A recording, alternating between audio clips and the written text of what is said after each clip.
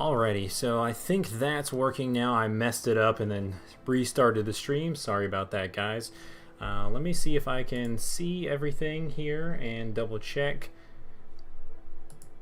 that the chat is now working again.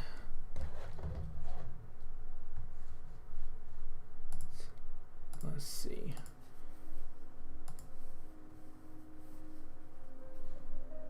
Here we go. Perfect.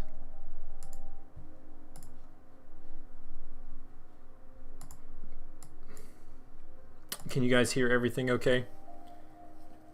I changed the audio a little bit to make sure that the PlayStation was not too loud.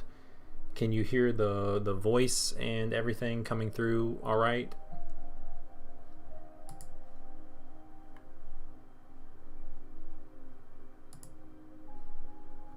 All right, I think. Just let me know if anything does not sound good.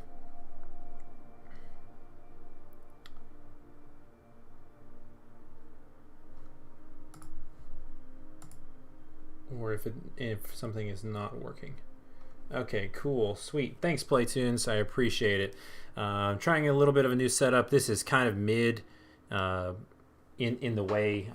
Just got a new camera, a little bit of lights going on. First time I'm trying to record my retail PS4, so that's new. Let me know if you can hear the voice from this distance from the microphone. I do not have a stand yet. Cool, sweet. All right, so that sounds good. So we're just going to boot up the game here, checking it out. Looks like some good news so far. I mean, there's some people posting on trending, some people posting some videos. Looks like we got some screenshots, people posting of them getting the platinum, and the game's barely been out, so that's good news. I'm going to go ahead and boot up the game here, start talking about it, and continue playing. But a couple cool things about it. You know, I'm very excited about this game, and some of the opinions so far that we've got. We sent it out to a couple reviewers, and one of the reviewers came back with an 8 out of 10 and pretty enjoyed the game. So that's some good news. There's some players out there enjoying it. So I'm just going to talk a little bit about the development, just play the game myself because I pretty much rose through this game. I'll probably do some of these bonus challenge levels over here just because I haven't done them on my retail version yet. And, you know, see if I can best my most difficult levels type of thing. I think I'll just go ahead and start a new game from scratch. Let me make sure we can still see this. Sweet. Now that this is out and playing correctly, give me 1 second and I'm going to go share out the stream because I don't think that I did that. And if we can get a couple viewers in here, maybe I'll do some cool giveaways. Spontaneous.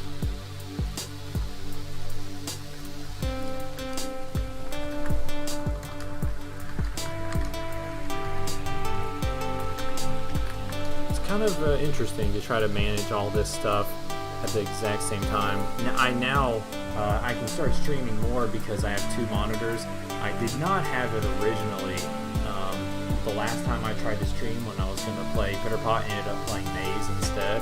I know a couple of you guys tuned in to that, but it's very difficult to manage the actual stream, checking the comments and making sure everything's okay if you've got to do it all on one screen, and then sharing it out or whatever. So this should help a little bit in the future. So I'm just sharing it out on our Facebook and Twitter. I'm going to toss it over into the Discord, so we can get some people over here, and then we'll get ready back into playing.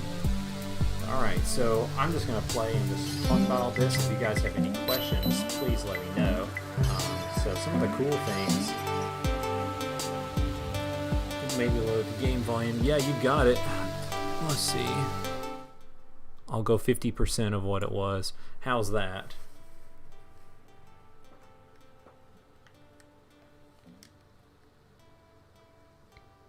Let me know if that works for you or not.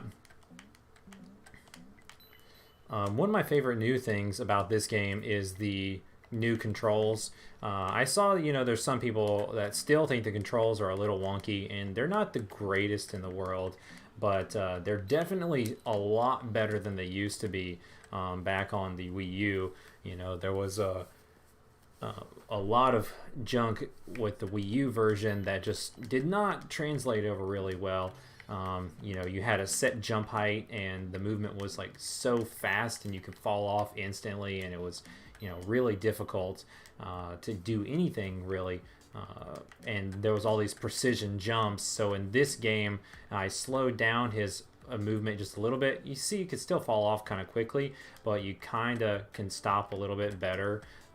And obviously, I fixed the jump, so if you just barely tap the jump, he does a little hop, and then you can do a long hop, just like the old Wii U height or whatever. So he does float very high for a platforming game. He's not exactly super heavy, even though he does come down pretty quickly. So that might be a little weird for some players. You kind of miss the story, but this is the story scene slide. If you're wanting to check out the game, it gives you a little bit of what the story is. If you're trying to speed run the game, this is why I included it like this. You can literally just grab the key and just skip all of the text and go right into the levels and stuff. So, hey, Overhyped, glad you're here. Thanks. I'm very excited about the game. It seems to be doing well so far. I've been checking the activity on the PSN profiles. Looks like the EU version is really killing it. North American version's a little bit lacking behind, but hopefully we can turn that around throughout the day. But thanks for joining in the stream. I'm glad you like the game. Raise it just a smidge. You got it. All right, let's try like about 10-15% more. So let me know if that volume works for you. But yeah, so the controls are much better now. It plays much easier than it did in the original Wii U version. And also, that loading screen, some of the stuff in here has just been like really smoothed up compared to how it used to be. I mean, it was really rough back in the day. My stuff was not the best looking. Still, this is not like crazy phenomenally good looking, but it's a lot better than it used to be. But I still think the core of the game is here, and it's still fun to play for the price we're asking. It's so much easier now to hit these little gems, because they were kind of like this in the original, and then you had to hold a button to do this little short hop, and now if you're like really quick, you can just kind of like bounce in, and like instead of like launching up like this, you can be like do do do do do. So it's pretty cool. And originally, I designed all this stuff with the beam limitations for you to like jump between enemies. That's why enemies like move back and forth a bunch, on platforms like this, so that you can conserve beams by like landing in between them and only shooting once, since you're forced to, shoot twice. Just a little tidbit of information. Can't wait for the letter 2. Well, I don't want to ruin it for you, but who knows? You might not have to wait too long. That's all I'm going to say. Welcome to the stream. I appreciate it for you stopping by. And, yeah, the letter should have really included some themed memorabilia here in the gem collector. A secret letter hiding by a teddy bear. Maybe that'll hit there in the bonus DLC. We'll see. I did notice on the PSN profiles that I was able to achieve the fastest platinum time for this game, I believe, unless somebody has beaten me already. Good to hear the volume is good. That's good. Also, this level right here, this one's pretty crazy, so I did a lot of work to this. If you guys remember, if any of you played the Wii U version, this background has been completely changed. I made it much more simple now. It was just kind of hideous before, and the main change is like right there, like you would have been insta-killed like once your feet touched the edge of the screen. It was like pixel perfect in the Wii U version. So I made it a little bit more friendly for players who struggle on this, because even though you have all your hearts on this level, if you fall off the screen on this moving level, you're pretty much, it's dead. It's an insta-death, so you got to do it all over again. Which can be frustrating if you stink. I also moved these little flying carpets together a little bit closer, so you can actually still fall, but you can run between them now. You couldn't do that before, so you literally had to like short hop over all of them, which is kind of annoying. And like I said, in the older version of the game, you had to jump super high, and it's just terrible. Some of the levels, they're designed, I tweaked it a little bit to fit with the new controls, so they were just less annoying or whatever. But you can see, like, I made this slow enough so for beginner players can kind of, you know, if they get behind, they don't stress out too much and they can still complete the level and you can catch back up. But like if you're, you know, good at this game, this does feel a little slow, but not too slow where like it's kind of grueling where, you know, you're trying to go too fast and you make a mistake. Another little fact, I don't know if you guys noticed when you're playing the game, but you can get the gems after you collect the key, and as long as you get them before the loading screen pops down, they'll still count and go ahead and save it for you. This level, man, it's just one of my favorites. Are you a one-man team? Is game development expensive? Yes. Yes, it's expensive for one. Two, yes, I am a one-man team, sort of. It just depends. Mostly a one-man team, but I do have people that contract work with me sometimes. So for some projects, I do work with other people, and it's not just me. For this game, for instance, I made this one all by myself, you know, back in the day, and I ported it by myself, so no one was on the team with me. The last one I did with other people was the Perplexing Orb 2. Usually on bigger projects that we can, you know, that need a little bit more help, I can grab some support from some people that work with me on kind of on-off basis type of thing. I haven't really done any contract freelance with people I don't know yet, but I might do that a little bit in the future. We'll just see. But yeah, it's kind of expensive because it just takes a lot of time, and you know, depending on how much you need to pay yourself to live is how much it costs in general.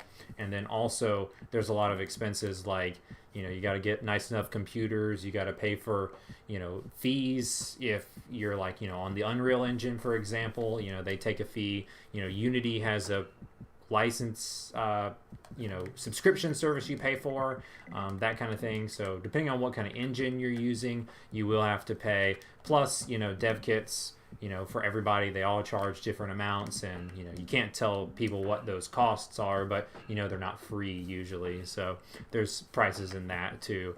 So yeah, it depends, but depending on how big of a game you want to make, it will change dramatically on how much it costs. Do not believe anybody's beating you soon. I bought the NA version. I will try. For me personally, I would have loved to play more often with Jasper. He was a great addition. Yeah, I totally agree. Overhyped. This is like, for instance, I tried to find as many times that I could use Jasper in the game, just because he's really cool. You know, just it's not announced or anything, and nothing is official, but the reason I ported this game to the PlayStation is because I wanted to work on a sequel, and if I do complete the sequel after all, Jasper will get way more features than he did in this game. But I don't know if you played around with him or not, but you know, he's got a ton of code to him to where, like, you know, you can fly with him off the screen, and you can actually explore out a little bit where Nomi can't go. But once you go a little bit too far, it's like, all right, gotta head on back. So you know, he can fly all around. And you know, some of the, you know, code I'm most proud of from beating this game is Jasper like flying around with you, and he changes animations, and he has different speeds, and then you can, you know, control him immediately, and then he'll go back to exactly where he needs to go and stuff like that. So I think that I have a couple new ideas, you know, for this game. You know, he pretty much can collect gems that are flying off in the sky. He can hit levers for you to open doors, and he can also knock down gems hanging on ropes. The ropes thing is definitely my favorite addition, but I think that I could definitely do some more things in a sequel to where, like, you know, he would have a couple more abilities and more uses, so he would be more of like your actual sidekick to really, you know, kind of change up the gameplay. Because, you know, this is a pretty simple platformer overall, but I wanted to have it a little bit unique, that stands out, because it's like, you know, the art is, you know, it's not like crazy standout or anything like that. It's, you know, pretty just standard. There's plenty of games that have better pixel art, so I wanted to make the gameplay, you know, something that was a little bit different. So having a bird flying sidekick was definitely different, and that's why I came up with these beams. Changing out ammo to doing different puzzles and different stuff like that. That makes the game a little bit different. Little hidden things like this, the sockets, you shoot them with an electric beam and then the gem appears. Little hidden gems like that. There's no explanation whatsoever. You just have to figure out the puzzle yourself. And if you just like can't complete the game or whatever, or like if you get here, this is basically how you're supposed to learn, because you can't go forward any farther, and then it kind of looks like a socket, and then you use an electric beam to open that up. So it kind of is supposed to say in your head, oh, I wonder what that little thing on the ground was, and you're supposed to kind of go back to figure it out. The only way you would know that you missed a gem is if you get out and you do the whole level without it, and then realize, oh, I didn't get it all complete or whatever with the little gem signal. You got to go back, and that's kind of how people would figure it out originally. But yeah. I also like just every once in a while, like making you control in and out of Jasper, multiple uses in the same level and that type of thing. Definitely cool. I also like this is not like a crazy effect, but I tried to do my best to make cool little effects. As you can see, like when you're quote unquote inside of a room, you turn shadows, and then Jasper comes in, so you don't have to be shadowed at the same time because Jasper's in the the room, and then you're not or whatever.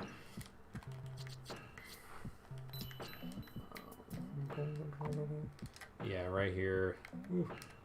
Like that, like you can double on those guys, save some beams.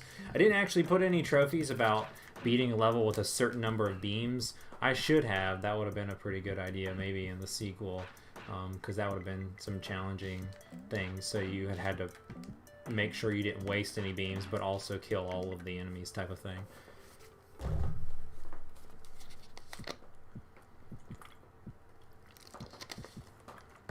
I'm gonna grab a swig of water.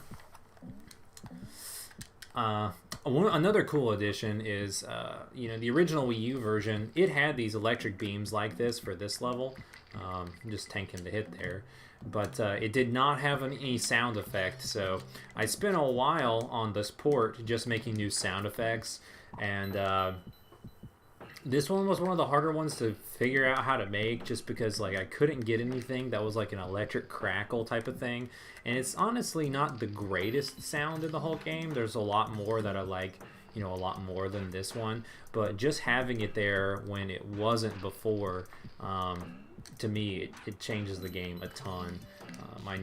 My favorite new sound effect is the jump, because it didn't even have the jump sound originally, and I think that adds a ton, the doing, that kind of thing, and you have the little dust cloud. I think that's pretty awesome.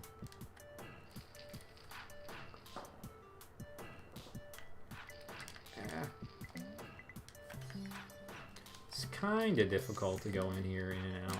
I also changed this up, this little section. It's like I did a ton of little details like this everywhere. Like these were, like, I think smaller, maybe just like one little pixel jumps and types of things, and like the wheels were just all in a line. So I just did little things like I raised a wheel up and offset them or whatever, just for like the tiniest difference of visual intrigue if you knew had played the original or whatever. I mean, you could sit there and play the original and like maybe do a back-to-back video comparison of these and realize like, oh wow, a ton of different platforms moved and a ton of things changed and stuff like that. It was still a pretty quick port overall. Like the bones were pretty good, but I tweaked a lot of different little things. So I mean, it's not exactly the same game, even though the levels and stuff are the same. Like all of that stuff right there, those jumps, I changed all the heights of those to make it easier for you to be able to do it and whatnot, with the new jumping ability. These guys got a little bit of a change, but not too much.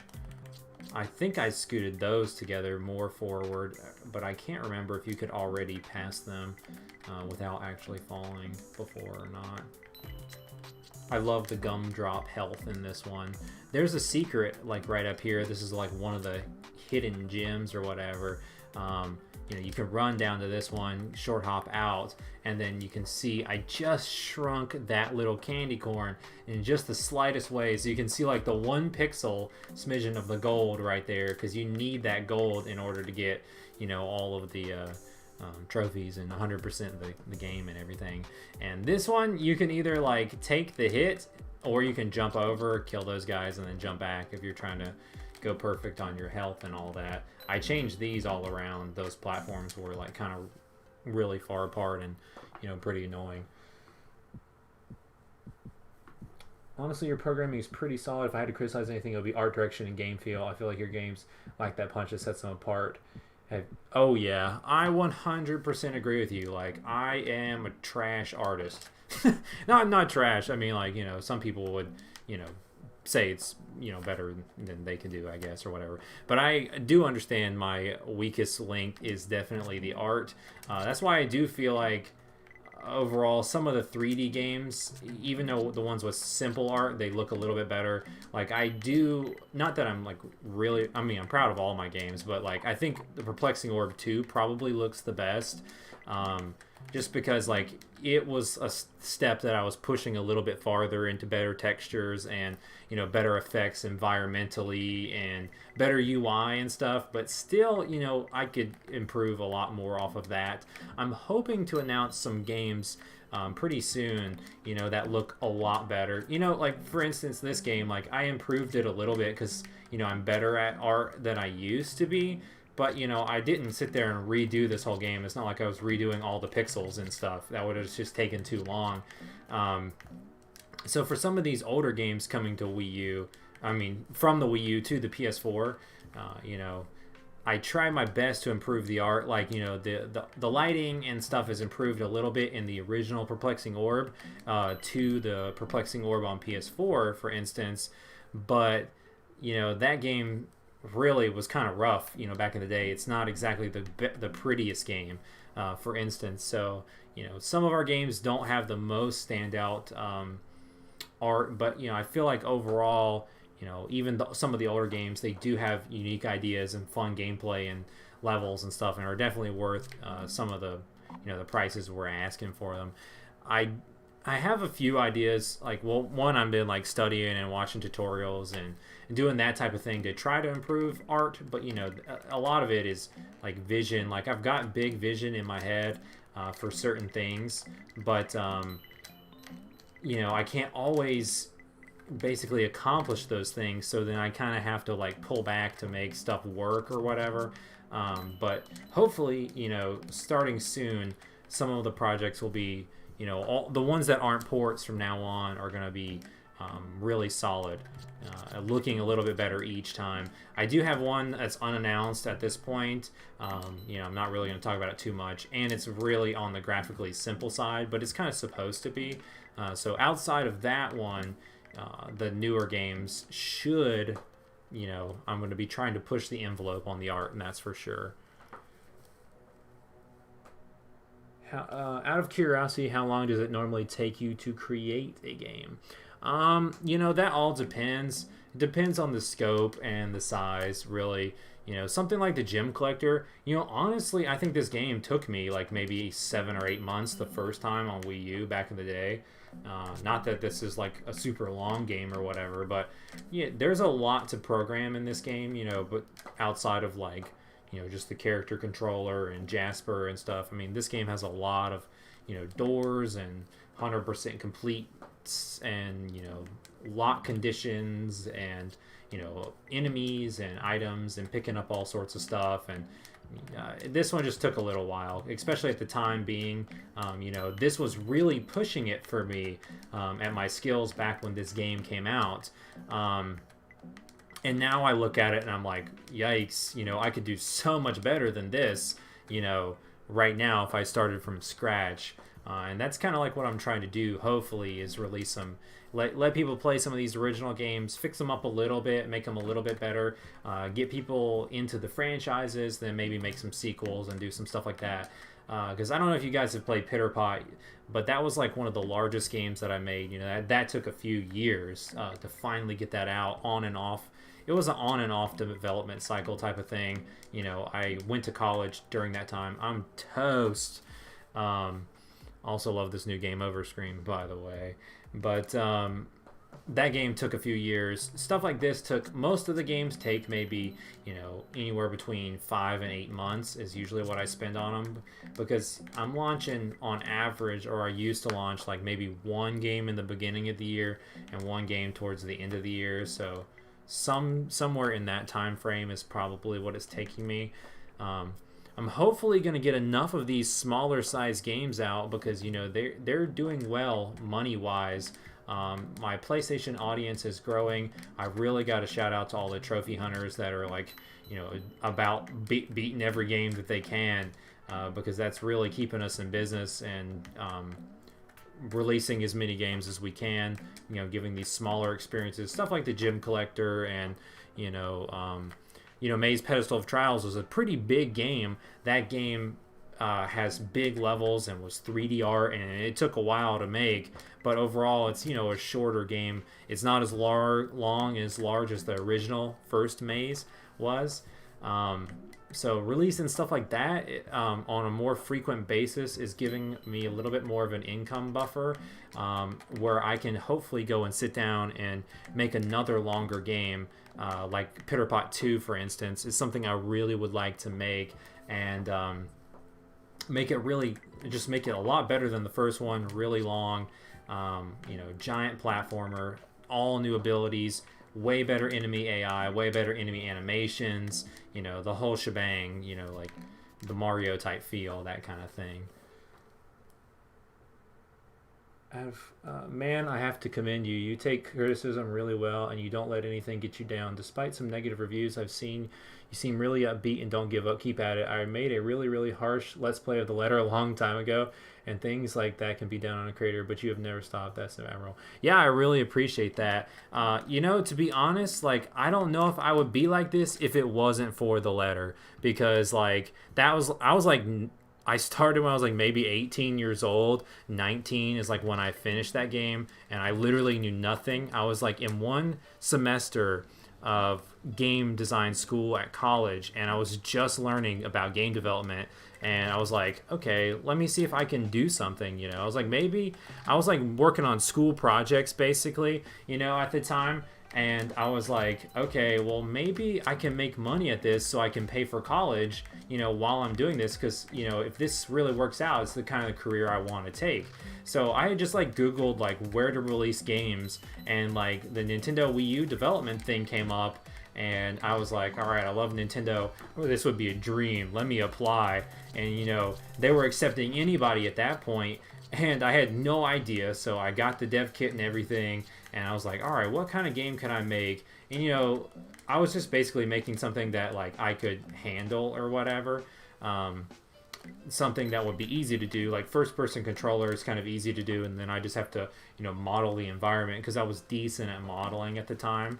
And I was like, you know, people like these little horror games. Slender was really cool, that kind of thing. I was like, let me give a shot at it and see, you know, what I could do. And then I made this game, and then, like, you know, I'm charging $1.99 and thinking, there's not a soul who's even going to play this game or whatever. And then little did I know, I sold a bunch of copies on the first day, and people were crapping all over me, like Game Trailers and, you know, Watch Mojo, and Kyle Bossman roasted me on Game Trailers. And I'm like, dude, I was like, I didn't even know what the internet was at that point, you know.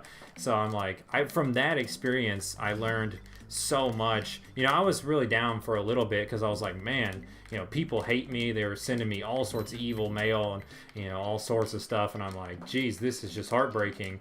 And then I kind of got over it, because, like, if that's what you have to do if you want to keep doing it. And I'm like, man, I haven't even made any of these games that are, like, in my head, that are my dreams, you know, like Spyro the Dragon type stuff. You know, the reason why I became a game developer and all of that. So I'm like, you know, I just got to keep going. It's like, obviously I was learning in game design school, like, it takes ages, you know, to learn stuff and get good, and finally be able to do what you want to do. Because some people like roast on me all the time. They're like, oh, this one developer, he spent 8 years and just did nothing but game development in his part-time and worked a full-time job, and he was able to make, Axiom Verge all by himself, and your games suck because you're not doing that. And I'm like, dude, I mean, some people are just amazing. Not everybody's going to be that skilled, after, however much time. And, some people don't have the money and time to sit there and do all that. So it's like I'm learning as I go and like trying to get better as I go. And, I think it's a little unrealistic, to think that, people are just going to always release like million sellers and stuff like that. So I just got to keep up the good attitude and just keep it going. But yeah, I'm really thankful for the letter overall, I would say, because it basically gave me the potential and realized that, like, okay, you can make money in game development. It's definitely something that is worth doing. But even you can take a lot of criticism in it, but it basically taught me kind of how the internet worked and what people's expectations are and stuff like that. And really, I can't even fault people if they hate too much on the games. It's like, I'm not saying these games are supposed to be Nintendo level or super high quality indie level. I'm somewhere, I would say somewhere in the intermediate range at this point. I'm a lot better than I used to be. It's not like I don't consider my games shovelware by any means, or whatever, because a lot of people will say that about some of these games or whatever. But I don't really, shovelware in itself is kind of like, that's all debatable on what you really think about that kind of stuff.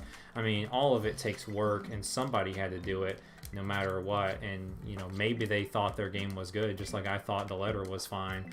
So it's like, you can't really bust on people too much for stuff, unless it's obviously, like, I think the one type of game that I really don't like is like asset flips. Like if people are just buying stuff from the store and then like just putting it together and then like selling it as their own, that's the one thing that I'm kind of like, I really don't like, because I'm over here working extremely hard on stuff that just is not crazy standout or whatever, and it's like some people are just like, just buy other people's stuff and sell it. But that's that's also a controversial opinion. Not everybody has that opinion. Some people like really like to buy assets and turn them into their games and stuff like that. I just feel like that takes a little bit of the creativity out of it. But I totally understand in some situations where it's like, just like you guys are saying, art is the weaker side of my games. If I could do everything, it's like if I had to work alone, because I can't afford to hire help or anything like that, and I needed to make better art, there's nothing wrong with purchasing stuff. So, that kind of thing. But just like completely repackaging someone else's game and selling it, that's a little, I don't really like that a whole lot. Oh, what's up? Welcome to the stream. Sorry, I missed the comment there. The letter is amazing, bro. Well, thank you. I really appreciate it. I can't wait, I just can't wait till I come out with the new letter and just blow your mind. It's just going to be the best. Which game in your collection are you personally most proud of making? That is tough. I honestly think it's probably the Perplexing Orb 2, to be honest. And Pitterpot, they're like tied. I think Pitterpot like overall is the best scope and like level design and like game length. That's like a 4 to 6 hour game for some people. It's definitely my biggest game. It has full characters and animations and stuff, but it's not perfect or anything like that by any means. And I really think overall the Perplexing Orb 2 is probably my most polished in terms of overall like design, gameplay flow, code, graphics, and UI, the whole shebang or whatever. So probably those, Pitterpot and the Perplexing Orb 2 are probably the ones I'm the most proud of. But yeah, so I was just going to talk about this level for just a brief second. This is my favorite looking level in the whole game. I always love autumn stuff for some reason. Like all the likes on my Instagram are like autumn trees and stuff. So I always like to include those in games, and this is supposed to be just like a chill level because it's towards the ends of the game, but it's really easy. It's supposed to kind of give you a break as like difficulty is ramping up, and it's just little things like this. Like I was so impressed back in the day that I knew how to like stack layers to where like, you know, Nomi can walk between the bridge if you look close enough or whatever. You know, and the pumpkins, you know, this game did have some art help, but I'm pretty sure that I did all of the pumpkins on my own. So I'm pretty proud of that. But most of this stuff was touched up. Most of the pixel art was touched up by another artist on the team at the time. So a lot of these were like my original art designs, and then like the shading and the lighting on them were fixed up by a different artist. She's pretty talented. But, oops, fell off. I wish I could play Pitter Pot again. You know, you can't play it. You can't replay it on PlayStation. Yeah. I wish I could get it off of PlayStation and do it on... What? Yeah, no. And get it on there for, you know, Steam and all of that. It's just like that game, for instance, has a lot of things that I can't port over based on, you know, what I was doing at the time. I used this camera controller solution that's pretty much broken at this point. I might have actually been able to work it out because, you know, like one of the reasons I couldn't port that game, what, you did the pumpkins by yourself? Yeah, I'm pretty sure that I did all of those pumpkins. I remember being proud of that, but I could be wrong. I mean, I don't really remember. We were working on this game in like 2015. Yeah, there's like some licensing issues with Pitter Pot because I had a lot of different people work on that, and you know the contracts are up, and like, you know, as an indie, you know, doing legal type of stuff is kind of can be costly and like time consuming, and not everybody would be okay with re-releasing it and going through contracts again and stuff like that. So I just didn't bother with it for one. And then recently I've come over some stuff where like maybe I would have been able to work it all out, and then I did try to port it, and now the camera solution that I had used for Pitter Pot, which is like the only code that I didn't write myself in that game, is busted and broken. So I'm kind of at that point where like I might redo it, but then Pitter Pot basically needs to be redone and then re-released on the PS4 and all that stuff. So there's potential for it, but I just think that honestly it might be best having it just left on PlayStation, and that's the one platform it's on. You like go back and play it Legacy or whatever. You can download it on PS5 if you get one of those, that kind of thing. And then just focus on working on a really cool sequel that can go on all platforms, that's way better and everybody can play type of thing. When will we see a completely new game from you? Orb 3, Gym 2. Actually, you know, I don't think you're on the Patreon page anymore. I posted about this on Patreon last night at like 1 a.m. That's why I was on the Discord like super late or whatever. I was really behind on my Patreon post for everybody. Because I've been working so hard, but it's unannounced. But since you guys have popped into the stream, I will definitely go ahead and give you a hint. I will be doing a new announcement video pretty soon. That's going to be a new Treefall Developers Conference, and it's been like, I don't know, 5 years, actually 6 years, I think I said in the Patreon post, 6 years since we've done a real one of those. You know, I used to want to do them back in the day. I'm getting a Steam Deck, bro. Yeah. Well, you can play the games on Steam. I should have a few more coming out on there actually pretty soon. Yeah, it's been a while since we've done something like that.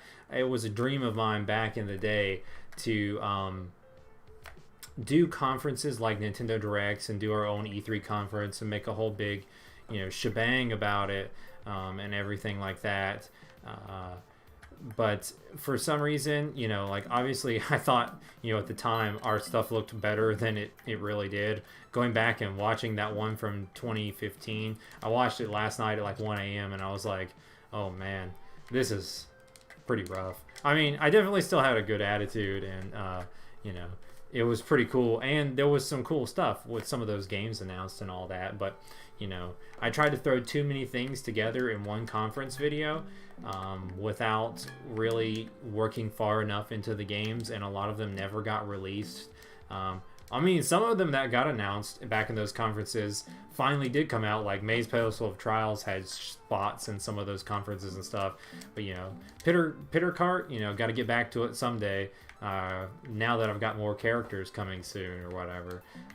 But yeah, I will be doing a big announcement pretty soon, and I think I'm gonna make it like just an annual thing like I used to, and it just has news, and it doesn't have to be around E3 because, you know, we can't really fight the E3 buzz and coverage or whatever. But yeah, so I think I'm just going to do it once a year around this time of the year. Probably works best out for my development cycle. Oh my gosh, got trashed. And just announce a bunch of stuff. So there's going to be new announcements, full game announcements, and probably release dates with those coming pretty soon. So that's when you'll see some stuff coming up down the pipe. Nothing too crazy. To, you know, not to really hype you up or whatever, but I mean, I'll probably be doing a ton of marketing for it pretty soon. But at this point, you know, it's still unannounced, but you know, you guys can get the inside edge being in the stream. Oh man, I can't read all those comments at this second because actually I can. Pause the game. Let's go. Orb 3, Gym 2, I'm getting Steam Deck. I forgot about Patreon. LOL. A Treefall Direct. Yep, it's going to be a Treefall Direct. Pitter Cart return, Tiki return, Night Detective 2.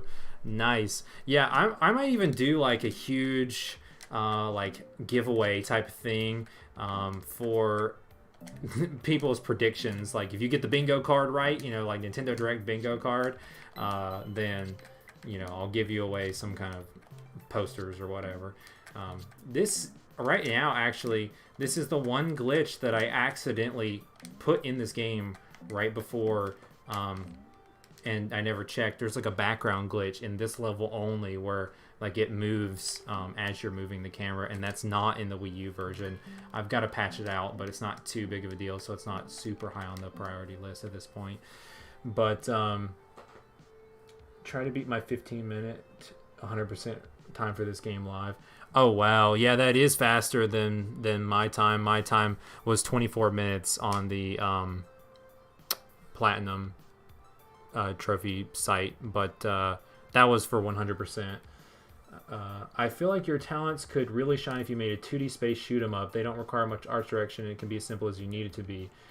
Actually, that's crazy that you say that, because I was actually thinking about doing a shmup, just because like programming wise that would be a breeze for me. I definitely could do it, and you know, this is gonna sound silly because like I've played a couple shmups before. It's not a genre that I play a ton, but I really liked the shoot 'em up mini game in Ape Escape on the PS1, where you got in the little UFOs and you had to like survive, and it felt like that back in the day when I was a kid. That felt like it was super long or whatever, and I thought that was like the greatest mini game of all time in the time station, because you could like change out your guns, and you had all these different lasers, and you fight the monkeys as they were coming down in your little UFO or whatever. So I thought about doing something like that. I have not started. There's nothing like that in development yet, but I thought of doing like an abstract type of, you know, some of those space shooters. They're kind of like neon colors and, you know, just a lot of lasers and stuff going on the screen. I could definitely handle something like that art-wise on my own without having to hire someone else, probably. Any plans for high tiers of patrons? You know, to be honest, like I've been struggling. Like I had posted on the page for you guys to give me feedback, you know, based on what rewards you wanted based around the conference. Because I was thinking of like letting you guys be in the conference for one, but then I was like, you know, maybe that premiere doesn't really have time and a place for that. But I'm honestly, actually, because I talked about this on the Patreon page, But for you guys in the stream that didn't, that aren't on the Patreon page, this was early privileged information or whatever. I am planning on doing a post-show stream of like some of the games and chatting and some of that kind of stuff, and maybe even having guests on and a few things like that at the Treefall Direct. So I'm thinking of having a special section for patrons that are currently subscribed, to where they get to join in and be part of the post show. But you guys let me know on the page if that's something that would interest you guys or whatever.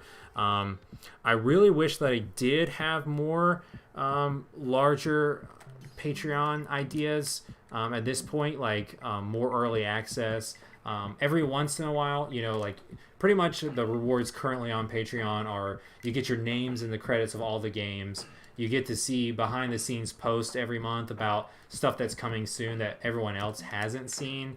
And then you get shout outs on YouTube videos and your name in the YouTube videos. So those are the simple tiers. They only cost like $1, $3, and $5. I changed the tiers a long time ago, so they were only a few bucks, because I wasn't able to consistently deliver like large scale rewards like free games and stuff. But I do think that occasionally, though, what I've been trying to do is give special rewards to patrons. Like when we do the conference like that, you get to be a part of it. And every once in a while, not all of them, but every once in a while they get the games early and things like that. It just all depends. Maybe even throwing in some merch and stuff like that. I guess it's been long enough in this stream for me to do it. I was going to do a giveaway. I actually have, these Pitter Pot stickers, and I even pulled out, check these out. I even pulled out these old Maze posters I've got. So, yeah. If you leave a comment saying what your favorite Treefall game is and why, you'll be entered in a chance to win either a Pitter Pot sticker or a Maze poster. It's all for you guys showing up on the Gym Collector launch day stream. You guys rule. Let's see. Hey man, remember discovering you when the letter came out on Wii U? I used to have the world record on that. Glad to see you're still around making games. Nice, world record skills. Yeah, that's really awesome. I'm so impressed and just so appreciative of the people who are still around from the letter. When everyone was crapping all over me, for making the letter, there was a bunch of you guys, a couple of you guys in the stream that just loved that junk and always stuck with me. So that's just super encouraging, and it's just great to see people out there like that. But thanks for checking out the stream and being a part. I'm trying to read the comment and kill Dinglaw at the same time. I also landed on that gym as I couldn't control the character anymore, so that's developer skills for you. No, I meant maybe if you have high tiers where we can support you more. Oh, nice. Overhyped, you literally rule. Yeah, I might add another one. Not too much, because I really, the Patreon page is super important to our continued income and stuff like that. Because we do have one guy on there that gives above the tier limit or whatever, so you can always give above the tier limit. But I would like to add another reward, maybe like a $10 a month reward or whatever, for people. But I just gotta really have something that's worth it. I know that people like to support and help the games come out and all that, but I would like to offer good enough rewards for those tiers. Another cool little thing about this level, if you saw, this was not in the original Wii U version. Now when you kill Dinglaw, he disappears, he blows up like he used to, and then his hat bumps up and then falls down like a little cartoon thing. So that's new, wasn't shown off in the devlog or anything like that. And I did that the last minute. I added that change on the day that I submitted the game and everything. So yeah, pretty cool. I still have the Pitter Pot demo and the Orb 2 Winner favorite Treefall. My favorite game is the letter 2. I still have the world record. Nice. Yeah, I just whenever we get back to creating more of the letter series, I just know that you guys are going to be so hype. I got a ton of ideas. I'm really, I always joke about it, meme troll you guys, but one day the letter is going to come out again. and it's gonna be glorious. I can say that for sure. What's your opinion of RPGs and JRPGs? Ever thought about taking a crack at making one? What's your favorites? Do you have any? That's the best question of all time. Yes, I love RPGs and I love JRPGs, both of them. I would like to make one. I mentioned earlier, if you caught it in this stream, actually, by the way, to interrupt my thought while the credits are going on, some of you guys in the stream are pretty sure we're in this credits, because this was originally on Kickstarter, so pretty cool. But yeah, RPGs, I would love to make one, but I was mentioning earlier in the stream that I've been having to release smaller type games more frequently to continue revenue coming in, just because our games, for some reason, like, I don't know if I haven't built up a big enough audience, or like my marketing just sucks, that kind of thing. Like, the games do not continue to sell over the long term. They sell over the month, a couple months or whatever, and then they really drop off in sales. So to continue releasing smaller games for everybody to check out has been the only way I've been able to continue staying in business and stuff. So working on RPG, like, I've got some in my head. Like, you can actually look them up. Maybe, I mean, I might have deleted them all, but like Forbidden Sanctity was like one we had on like Steam Greenlight and like Kickstarter, like back in the day, and like I really still have some stories and some cool stuff for them. My favorite JRPG is Xenoblade Chronicles, hands down. The original one was Shulk, not the second one. The second one on Switch is really good too. Yeah, I really like it, but it's not as good as the first one or whatever. But I absolutely want to make a game pretty much just like that. I would really like to. I could do all of it code-wise too. You know, turn-based combat type of thing, like / real-time. You know, arts, cooldown, levels up, all that stuff. It would just take forever. And then, actually, also as we were talking about art earlier, one of the bigger things about the something like Xenoblade is like, you don't have to like code all of the animations like, you know, just perfect to where like they're hitting and stuff. You pretty much just have to make the animations, because they, like, you know, in RPGs like that, they like do an animation and then like you get the hit number, but you don't actually hit the character, and they don't like react to your sword and stuff like that, if you know what I'm trying to say. So it would actually be suited for current skill level and everything. It would just take a long time, so I definitely want to do stuff like that. And then regular RPGs, I love a ton of those. If you're talking more, you know, when you say RPGs, you mean Western RPGs. I do consider some games like just regular RPGs that are made by Japanese developers, like Dark Souls, for instance. I really love that kind of stuff. If you saw at the beginning of the stream, I have all those games like right there on the home page. This is my retail PS4. I also would really like to make a Souls-like, but at this point, it would take too long and whatnot. But I do foresee myself doing something like that in the future. Not even too far into the future, to be honest, because there is a huge niche genre for people who make Souls-likes. There's always people who will go and play those or whatever. There's literally YouTube channels like dedicated to just playing all those spin-offs of people who make games like Souls. So like level building, stats, character-wise, stuff like that, like doing builds and stuff for like Souls. Really like doing all that kind of stuff. Other RPGs, like I like tactics RPGs, like I love Fire Emblem, you know, where you're building units and doing stuff like that. Also, I would like to do, I'm just like, I have a lot of basically strategy type games that I would like to do, like tactics, you know, turn-based RPG, stuff like that. It's just like one of those will be coming down the pipe. You know, it's going to take a long time to, you know, get that done type of thing. So yeah. I hope that I can get the PS4 or PS5 soon. I wanted to play Pitterpot ever since you first teased it for Wii U. That would be awesome. I'm a huge fan of the PlayStation. You know, it's each their own, but really, you know, some people I saw recently, you know, some developers are like, you know, trying to burn bridges with them and, you know, posting tweet rants, on Twitter and stuff about how they're awful. But my experience with Sony is like they pretty much saved my butt. Nintendo gave me the raw end of the stick. They continue to deny me for the Switch kit, and I'm not going to fault them for it. Like I'm not going to, at first, years ago in 2017, like it really burnt my buns, and I was like really sad about it, and I was pretty mad at Nintendo for a little bit. But I mean, they're still a great company, and I wouldn't trash them over it. Eventually, like I guarantee you, eventually I'm gonna get in on the Switch. Like I'm just not gonna give up. I'm gonna annoy them until they let me on there, and I'll be like, Joy-Con boys, that kind of thing. But I love their games and their company and all of that.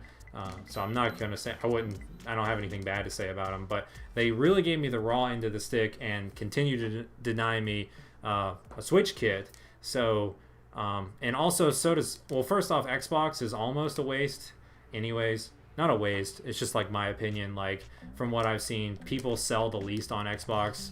Xbox sells the least amount of units. They have no exclusives. There's like no real reason to buy an Xbox unless you're in the ecosystem and you're like a fanboy or whatever.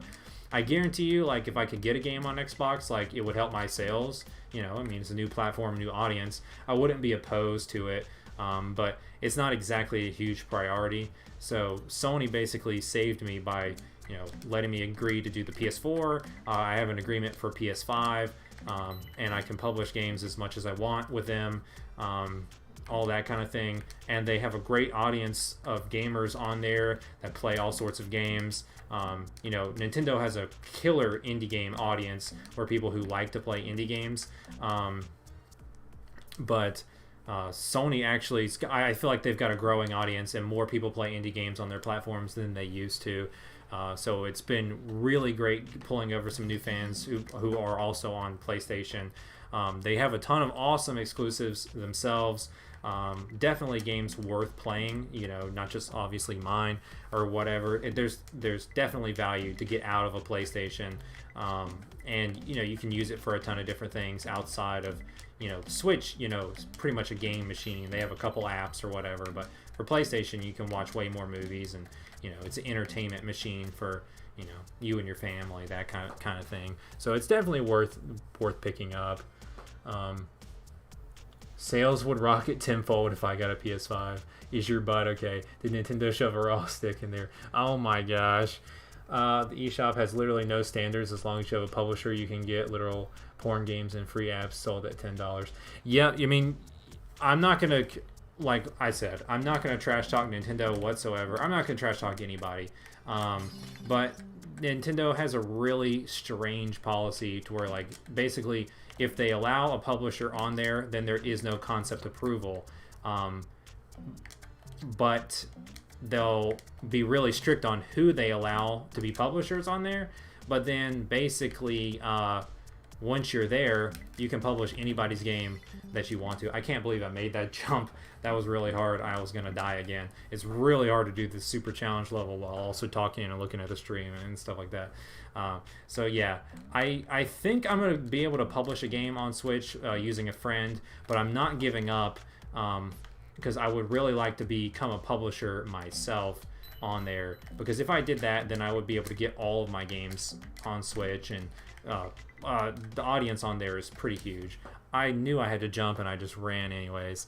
Totally got toasted. They denied you. I wonder why. It feels like their quality control is way worse than the Wii U days. So much trash clogging of the Switch eShop. Yeah, I mean, they've denied me like at least 4 or 5 times.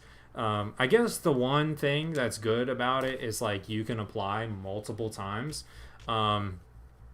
So I'm, like I said, I'm just gonna keep emailing them and bugging the crap out of them until they're ready. I might have burned the bridge. I mean, because like they maybe just don't want the negative press associated with the letter or whatever. I don't think that it's that, because to be honest, I did do like a piece Nintendo on the dev forums, like in the they've got a whole dev portal or whatever. You can't really talk about any of it, but everybody's got where you do. You have like the secret site. You can log. You can Google it yourself and find it. You just can't log in and see anything unless you're past an NDA or whatever. So you can't talk about anything in there. But I got some good feedback a long time ago, back in the Wii U days, from Nintendo staffers about how I handled the letter and how I was growing, and making better games and not giving up afterwards. So, I don't know if the letter burned a bridge with Nintendo or not. I don't think that's it. I just think that they have strange standards for publishers, and they don't tell you what those standards are, and the metric might be super weird. I honestly think it has to do with mobile publishing, because you see a whole lot of mobile publishers on the Switch eShop, and I think that, like, to be honest, like, my history of platforms released on, I've released on Wii U, released on Steam, released on PlayStation. I think maybe that they're looking for more than that, like having games on mobile, having games that would work for stuff that's similar to a Switch or whatever, and that you have a proven track record of selling those type of games. That's not like for sure. That's all conjecture. I'm just completely guessing. So it's not like, oh, you need to go release a mobile game and then you can get on the Switch. But I've just seen a lot of peculiar like mobile ports on there, and those people getting publishing licenses, and then watching people who do console games, who make games that are way better than mine, also get denied. So yeah, I think it's a little weird. So I'm just assuming that they're probably looking for something different than what I think that they're looking for, if you know what I mean. But yeah. eShop indie audience is free money. There are hundreds of games on eShop with worse quality than the letter. There was an asset flip on there at one point. Yeah. I don't know if you had joined the stream early or not, but I was mentioning asset flips. I've seen a bunch of the games on the eShop, and like I said earlier, I'm not going to trash talk any other devs because I know like how hard it is and all that. So I don't roast people on their quality because there's fun to be had in a lot of these games. But I do not like asset flips. There we go. Finally, beat this challenge level. Victory. So, yeah. Oh, I missed a coin. Oh, gosh. Oh, and I need that to unlock this level. Well, darn. Sorry, folks. Terrible developer play here.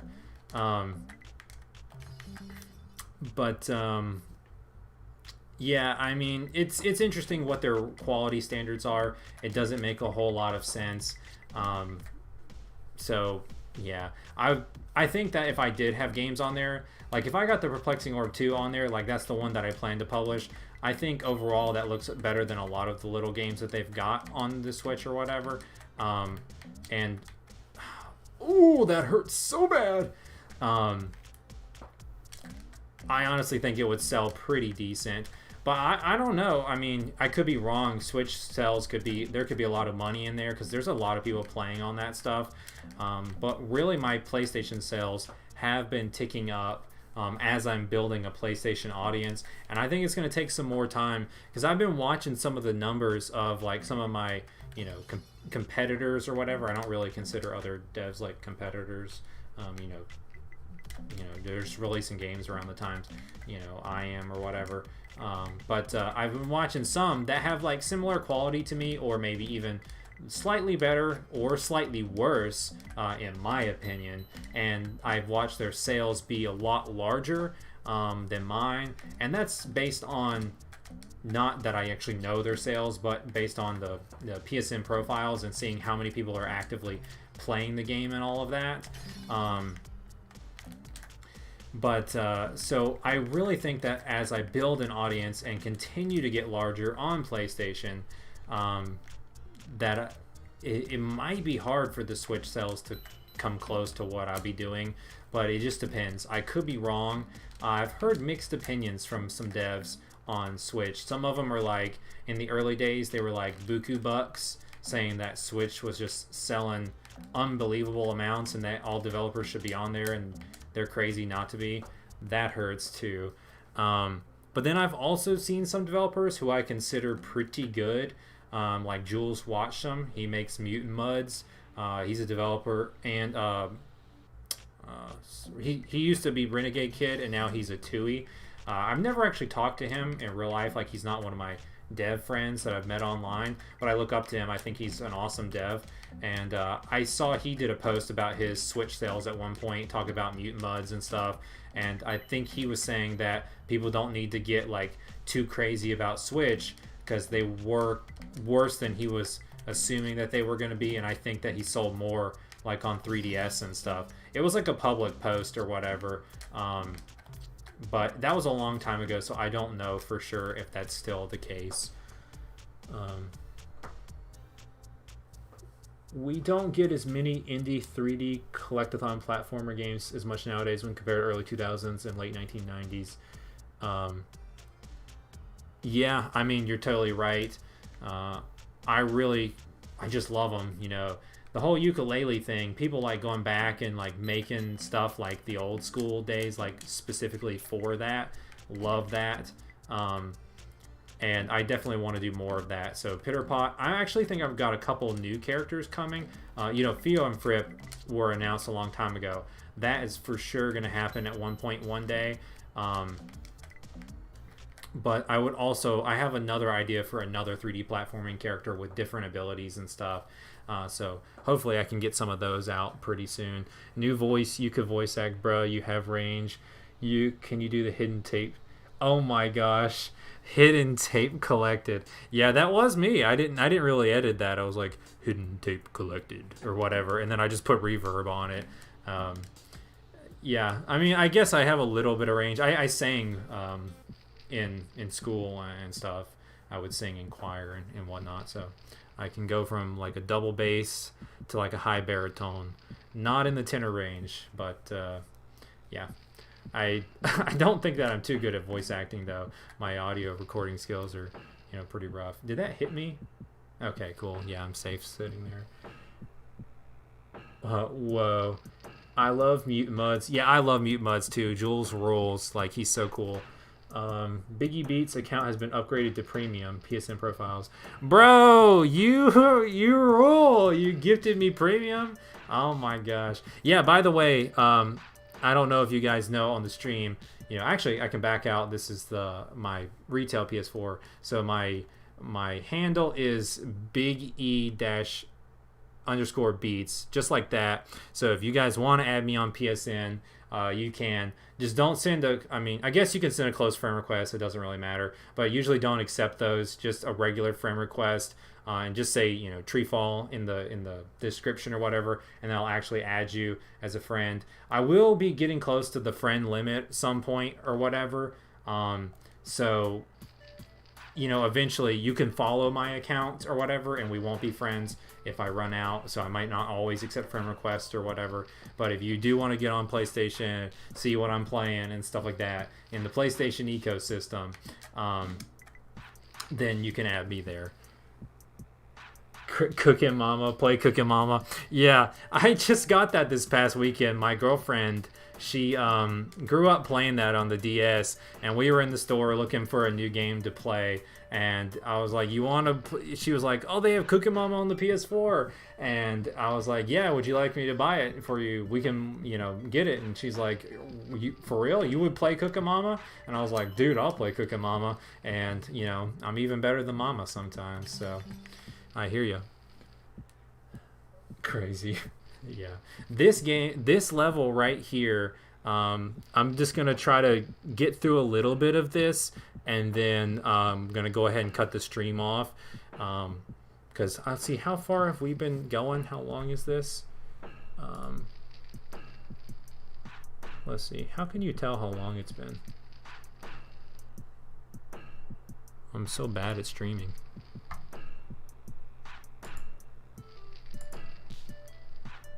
I'm not sure. 2:45. Yeah, it's been an hour, right? Okay. I mean, sometimes I like to go. Yeah, an hour and 8 minutes. There we go. Ding dong. Okay. Yeah, I usually want to stream somewhere between 1 hour and an hour and a half. So this is about perfect. I don't even think I showed this challenge level off in the devlogs. I think I only showed the first one. You have to 100% beat the first one to unlock this one. This is not tied to trophies or anything. This is just you know, bonus content for the PS4 players if they're wanting a brutal challenge. I mean, this one's just ridiculous. I mean, look at all these saws. It's precision perfect. You actually have to go, like, it's really hard because I'm kind of playing this at an angle anyways, so I can be, like, at the computer and stuff. But you got to go up here. I think this one's pretty cool because you get to go up here and jump. You got to dodge the saw on the way over and the way up. And then, like, over here, it's so easy to hit those little guys when you turn around. You got to be careful to go back. Yeah, this level, let's see if I can make that. Yeah, this is just like, I've done it where I did it in every single one almost perfect, but to be honest, as long as you have enough hearts, it's probably better to just invincibility abuse this and just try to get all the gems is really fast and get over to the next little bit, because I'm pretty sure there's a heal on the other side. I have a sealed copy of Cooking Mama on Switch because people said it mined Bitcoin on your Switch and the game got pulled, like the publisher of copyright issues. I thought it would be rare. Nice. I did hear something about that, and I was thinking about that whenever we went to buy it. I was like, wasn't there some kind of like game-breaking glitch with this? But I don't know if that's true or not. We put it in the PS4, and we were able to play it together. There's even a 2-player battle mode, and we were, you know, kneading some dough and making tacos together and stuff like that. So she had fun. Definitely worth it. I'm a completionist anyways. We're going to go get that platinum in Cooking Mama. So my profile is definitely varied with the types of games. So I got Dark Souls 3 right beside Cooking Mama Cook-Off. So, you know, there's a game for everyone, that's for sure. You're gonna recreate gym levels in Mario Maker. Dude, do it! That would be super awesome. I would be real impressed. You can have a big Treefall Studios logo on there. I don't think it's worth... I think I need to... Oh, I literally killed myself. Yeah, that was one of the complaints. I don't know if you guys had seen his review, the Indie Gaming Guild. He just posted his review this morning. He gave the Gem Collector an 8 out of 10, which is probably the best review I've gotten for the game so far. That's pretty awesome. He's a growing indie channel, so if you guys are interested, check him out and give him some love. Tell him I sent you over there. But one of his complaints was the zoom in button. It doesn't happen to me often, but if you're like too furiously like pressing the button or whatever, and you're trying to run, you can zoom in and then fall and like totally miss a jump. I just knew I should have kept going. So, ooh, that hurts. I don't know if I can get back over there and save the health. So yeah, that is one thing I thought about changing, and then I didn't make it in there because I didn't really think it happened enough. It could have just gone to like, you know, the L2 button or something like that.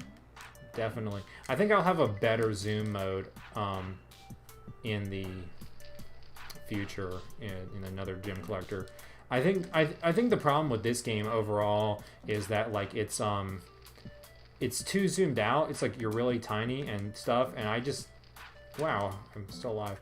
I didn't understand framing and canvas size, and I'm pretty sure I'm gonna make the game in a smaller pixel canvas so everything is more like pixel art, and I think that would look a lot better. Because if you can see, it's like, you know, these platforms are like pixel art and everything, and the saws, you can tell they're like pixel art, but the backgrounds are so big they're not pixel art and everything. But I'm gonna go like way more into the pixels in the future. Oh, look at those skills. I'm pretty much not going to get 100% on this. I'm just going to get here to the end, probably. I'm going to start this tonight. What's your favorite gym level? I was mentioning it earlier in the stream, actually. I think my favorite chill level is the autumn one because it's just like beautiful with the leaves coming down, and I really like that song that I wrote for it, and the pumpkins, you know, smashing the pumpkins and stuff. I really like that. I do like the music for, look at that, pixel perfect. I'm just away from the lightning. I do like the music for the cave a whole lot.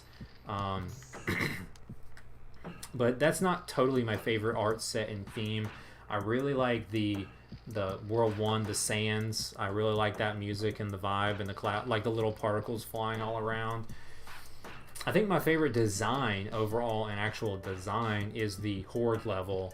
I think my favorite theme feel is the Autumn level, and then Dinglaw's Treasure Hoard is my favorite with all the saws and all the placement I did for that, and like jumping in the little holes, having to use the short hop to get in the holes and everything just right.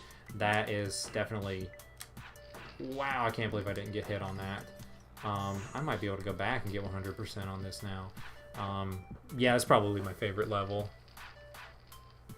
Bro, speaking of songs, the Letter soundtrack and Rain song from Pitterpot. I love the Rain.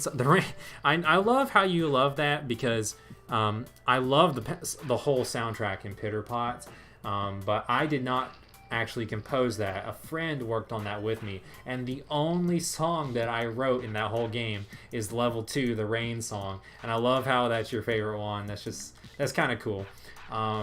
I don't think that I'm going to write the soundtrack for Pitterpot 2. I'm most likely going to have the guy who did the soundtrack for the Perplexing Orb to do Pitterpot 2's soundtrack, but we'll see. I might get back into it because I did write some new songs recently, because I was kind of rusty on it.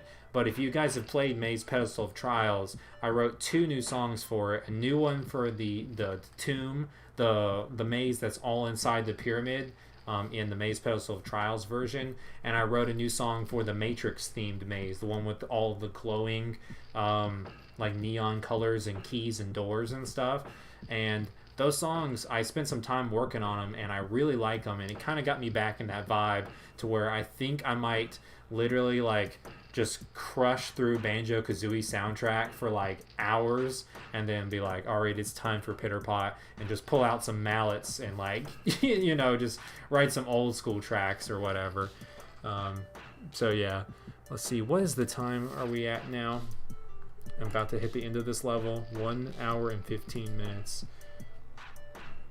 I haven't heard those. Yeah, I think I showed them off briefly in some of the devlogs for the game, where there's only like I just like I'll be quiet for like 10 seconds and show you, but overall the loop on it's really awesome. The desert one is really cool, and the neon one, my girlfriend likes the neon one better. I think I like the desert one better. It's kind of up in the air.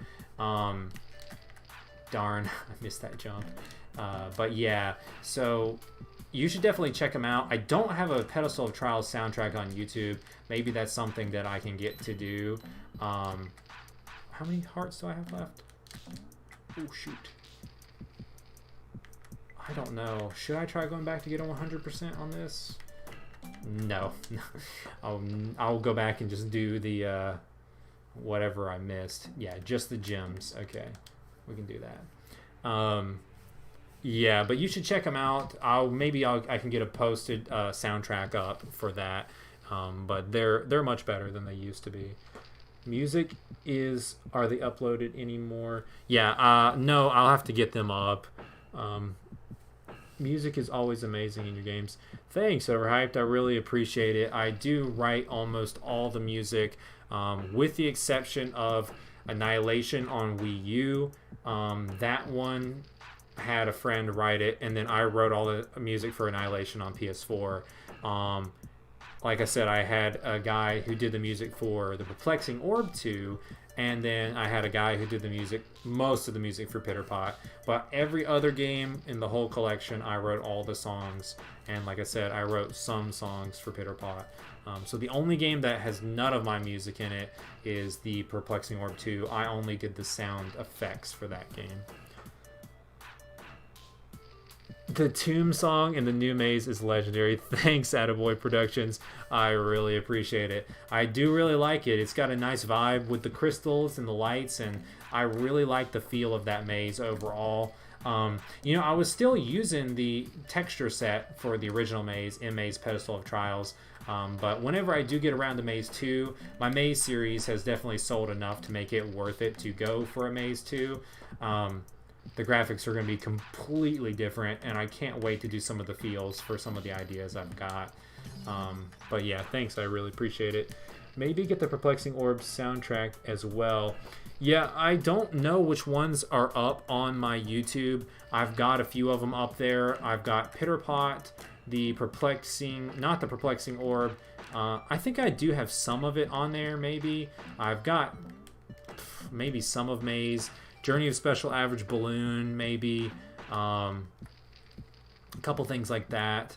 Some of the older stuff, Night Detective soundtracks, stuff like that, I've got on YouTube. I have a Bandcamp where you can download the tracks and pay for them if you wanted to support me. But the funny thing is I've never sold a single song or whatever. No one's ever downloaded them.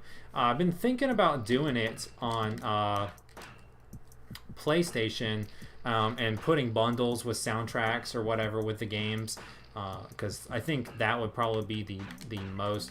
I got too greedy. Should have done that one at a time. Probably would be the best way to get revenue from the soundtracks. But yeah, I think I'll go and give it one more shot and then play one more level and then cut the stream there. But yeah. Have you played Mail Mole? Pretty sure that game has all stock music. I have not played Mail Mole, but I looked at it and it definitely looks like a game I would like to play.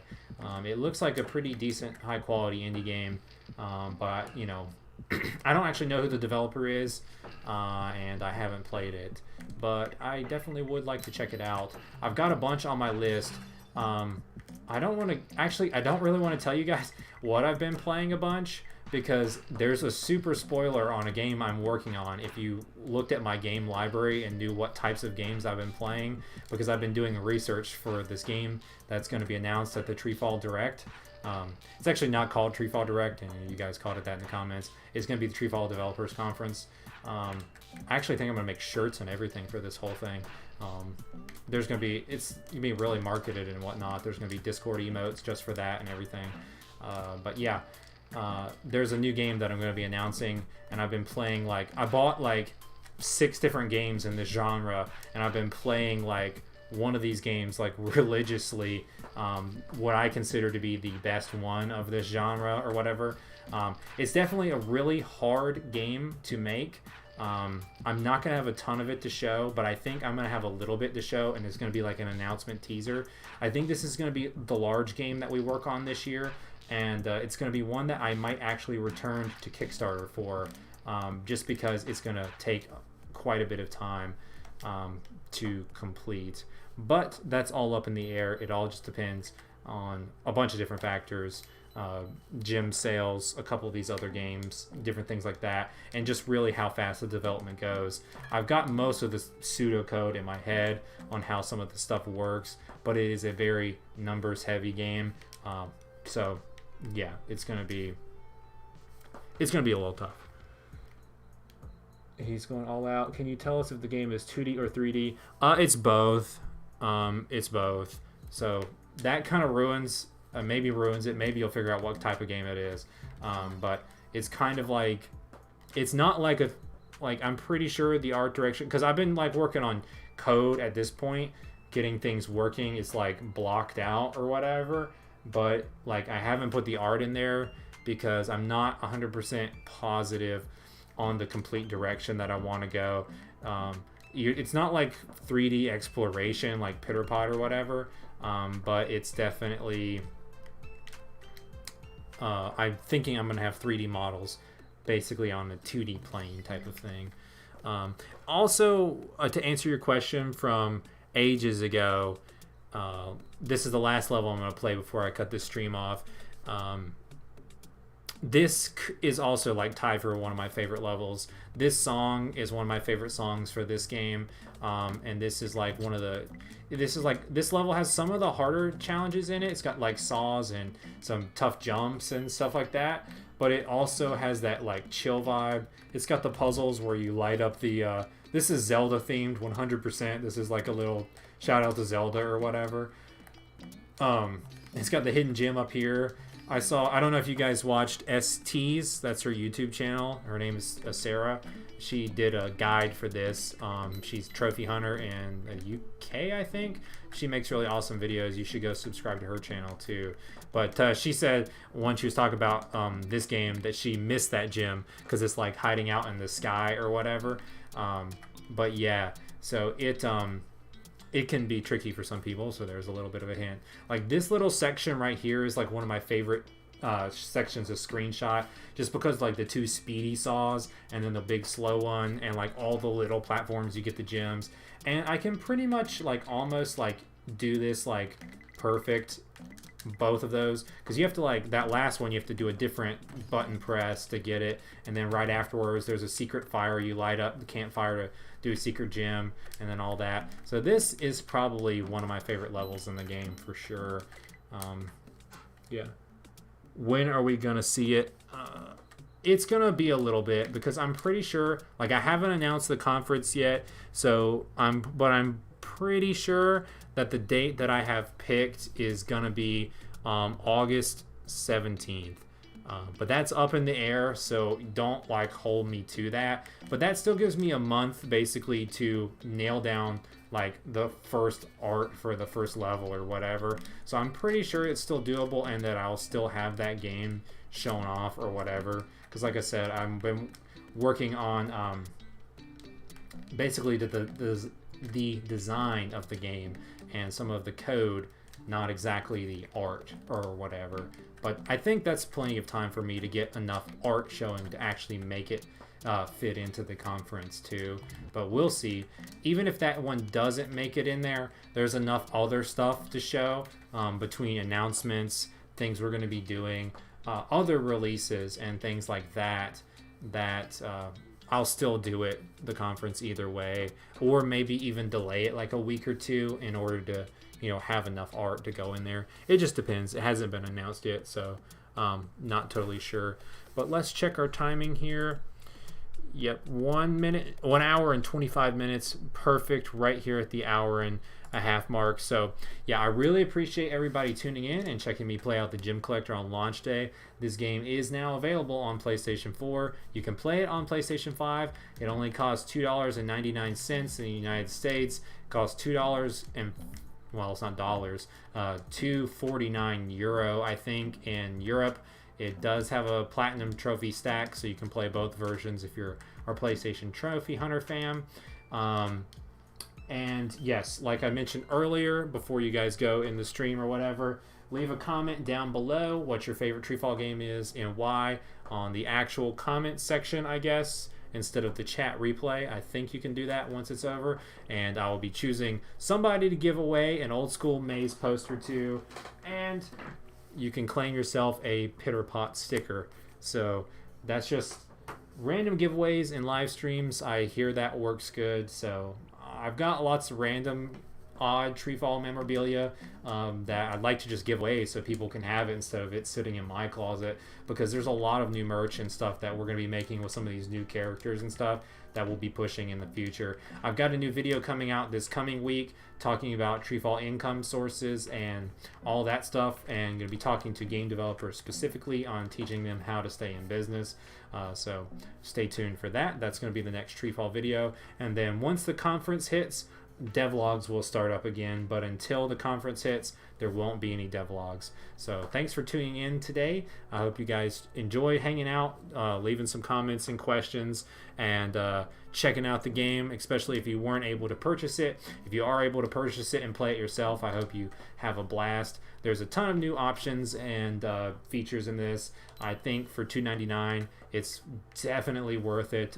It's one of my favorite games that I've made. Not my very favorite, but I hope you guys really enjoy it. Thanks for tuning in, and that's going to do it for today. We're going to cut it off of there.